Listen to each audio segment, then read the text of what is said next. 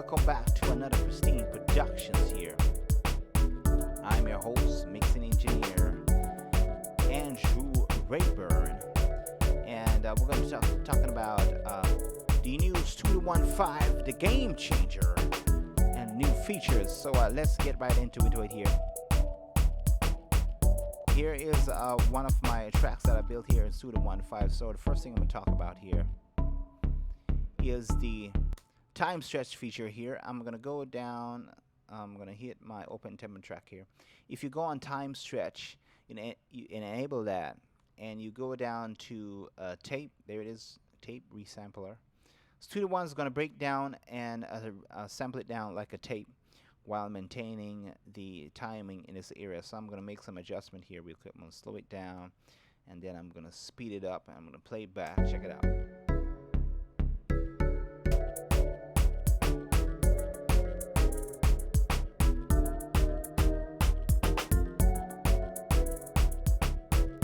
Pretty cool. So it breaks it down with that real tape stop kind of effect there. The other one also is the transform tool here. I'm going to click on, let's say I want to do some automation here on the pluck instrument. I'm going to go down here, and I'm going to go to my little tool. I'm going to go to square, and I'm going to make a little adjustment here. Let me go right about there.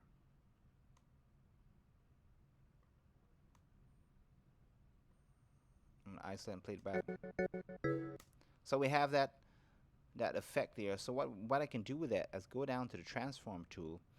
I can left click and drag to the left, and you can see I have now have a it's like Photoshop for Studio One. I can drag to the left and speed this up, or I can drag to the right and also affect the modulation. If we click right here and left click and go up, I'm sorry, right about where it says distort, you can affect the modulation right about there. Transform tool, guys, it's your best friend. And not only can you use that in automation, you can use that also to affect different parts of, for example, clip gain, which in fact is now introduced here. If I right click on this particular clip, there you can see right here gain envelope. I'm gonna click on that. There's a little white line that comes there, and I can add points. I can change the volume. Let's say I bring the volume down here. I can add another point, maybe another point there, and maybe I can take volume a little bit up, maybe right about there. So play. So one part went low, one part went high. If I go now on the transform tool, I can isolate this area, and I can drag this to the left to affect more of the audio, and I can also increase the entire volume. I can take it down or up as well. So that tool is pretty handy. I'm going to Control Z and go back to freehand. So we talked about the tape, the new tape time stretch here. We talk about the transform tool and the clip gain, which you can access on the left hand side as well. If you pull this up, there it is right there. Clip gain, you can turn it on and off there.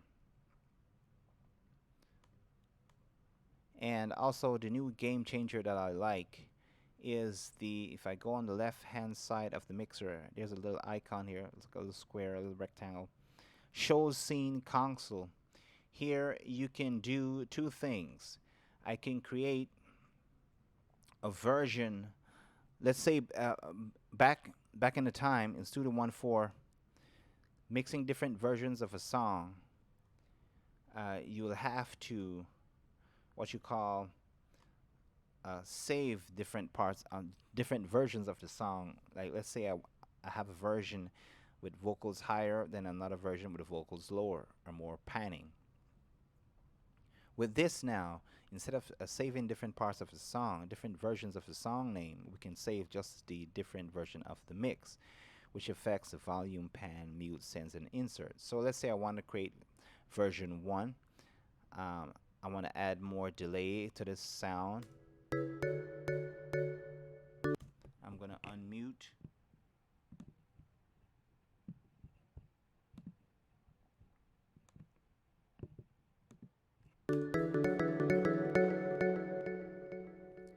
Let's say I wanted more, a little bit more delay here.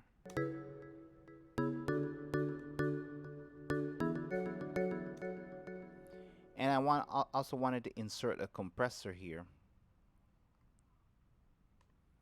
And I want to bring the volume a little bit down. I'm going to go now to the little plus sign. I'm going to call this version 1. Version 1. And let's say for version 2, I don't want the compressor. I don't want the delay. I want a little bit more volume. And I want it to be panning slightly to the right. I'm going to keep the plus sign. As this version 2. We can name it whatever.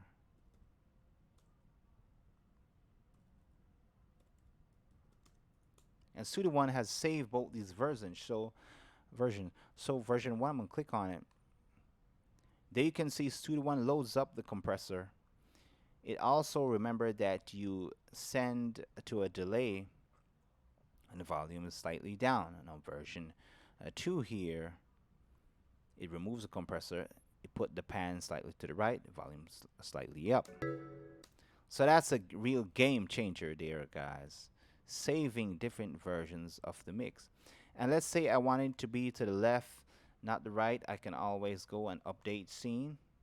So let's say I'm back on version 1, which involves the compressor. Version 2 now, the panning is going to be to the left, which is pretty cool and pretty awesome.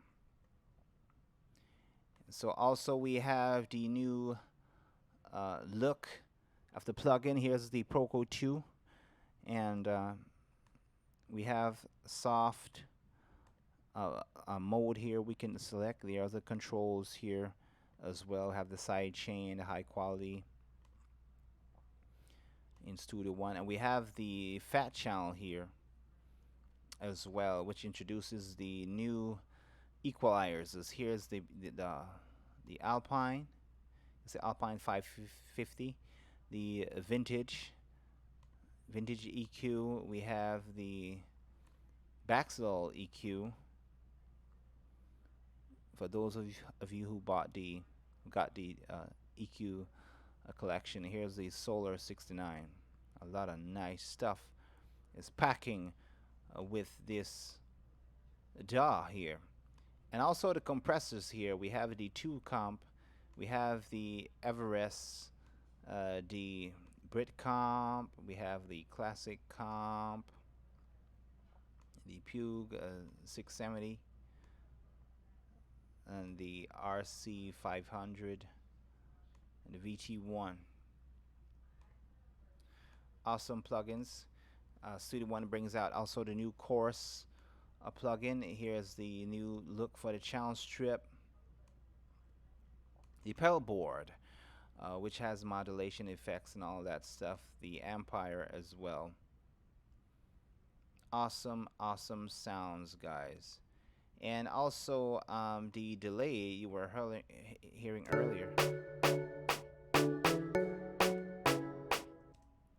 Let me bring in back this pluck here. That delay you were hearing earlier is actually coming from the new analog delay from Studio One 5. We'll turn on send.